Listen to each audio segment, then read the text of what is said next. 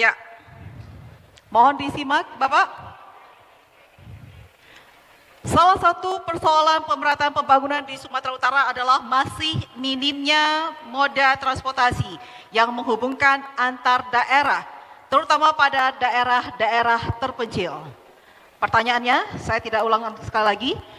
Pertanyaannya, jika terpilih, apa langkah konkret saudara untuk meningkatkan konektivitas sistem transportasi publik di daerah-daerah terpencil di Sumatera Utara agar lebih efisien dan terjangkau? Waktu Anda 2 menit dimulai saat Anda berbicara.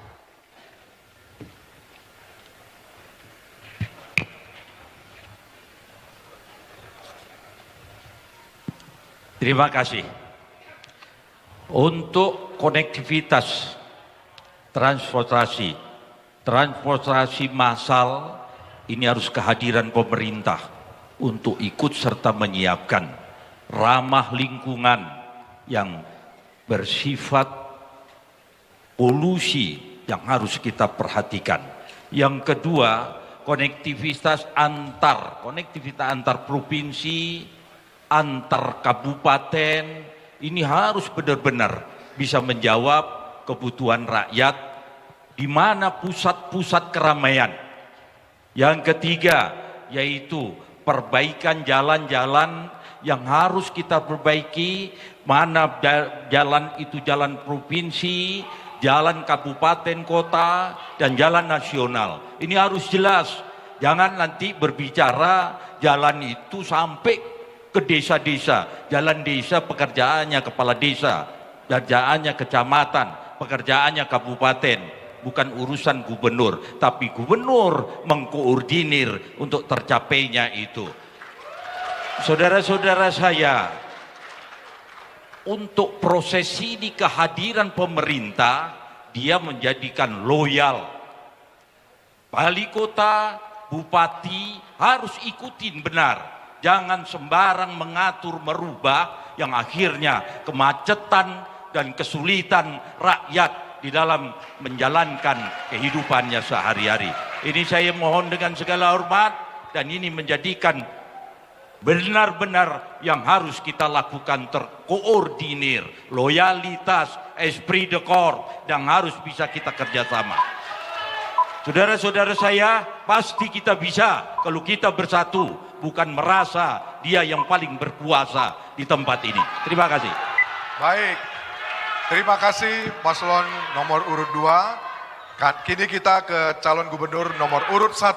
Kami persilakan memberikan komentar atas jawaban calon gubernur paslon nomor urut 2. Waktu Anda 1 menit 30 detik dimulai dari saat Anda berbicara.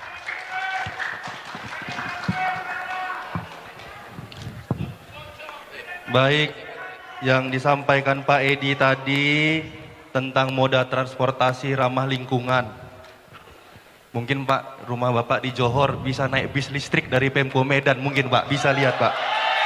Dan ke depannya ini akan kita tambah.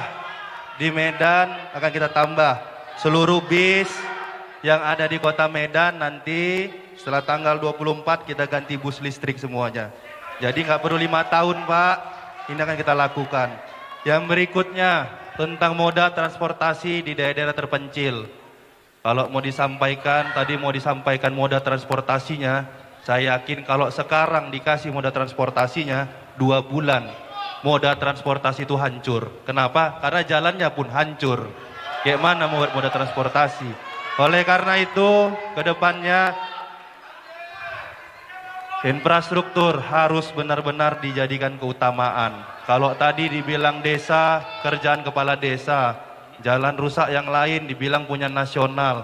Emang gubernur mau ngapain? Hanya benerin, mohon izin Pak Edi, saya baca-baca di media, Bapak hanya untuk benerin halaman rumah dinas gubernur, 2 miliar Bapak keluarkan Pak.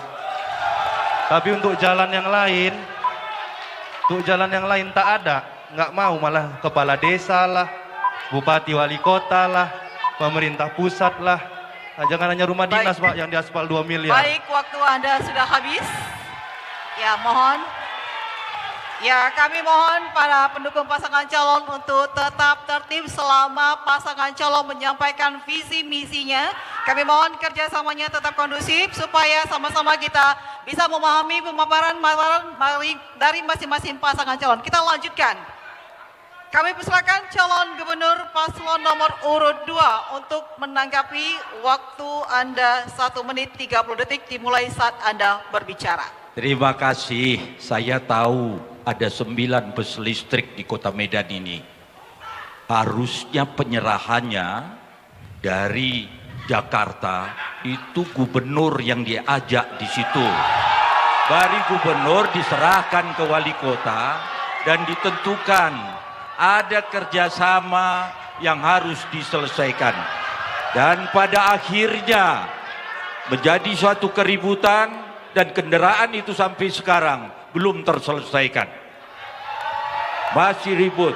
Yang kedua, kendaraan listrik yang disebut situ adalah dari Johor, tapi hanya 20% orang yang menggunakan kendaraan tersebut. Kenapa? Karena lebih cepat menggunakan kendaraan yang lain daripada menggunakan bus listrik tersebut. Ini perlu kajian. Bukan hanya sekedar mengadakan kendaraan, semua bisa kita lakukan. Yang kedua, jalan-jalan yang rusak. Jalan yang rusak adalah masih di lingkup Kota Medan, karena bus listrik hanya berputar di Kota Medan. Kota Medan masih perlu perbaikan jalan. Itulah yang harus diselesaikan ke depan. Ini semua dengarkan. Kalau gubernur, bupati, wali kota, gubernur adalah pusat di daerah. Waktunya sudah berakhir. Terima kasih Bapak. Dan kita sekarang memohon kepada calon gubernur dan